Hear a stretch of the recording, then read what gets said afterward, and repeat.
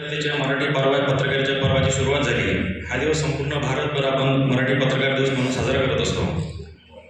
स्वातंत्र्यपूर्व काळातील पत्रकारिता आपल्या सगळ्यांना माहित आहे, ती समाज प्रबोधनपर पत्रकारिता होती.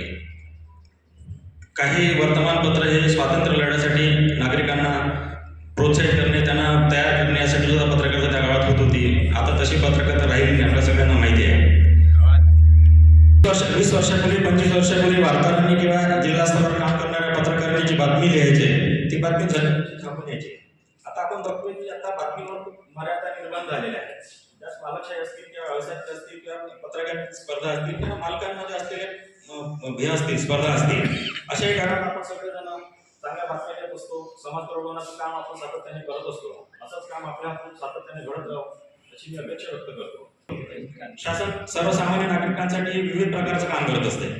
वेगवेगळ्या योजना असतील, उपक्रम असतील, लोककल्याणकारी कार्यक्रम असतील, हे सगळे कार्यक्रम लोकांपर्यंत पोहोचण्यासाठी आपलं फार मोठं सहकार्य आम्हाला लाभत असतं. गेल्या काही वर्ष झाले मी इथे आपल्यासोबत पत्रकार म्हणून काम केलेलं आहे आणि आता अधिकारी म्हणूनही काम करत आहे.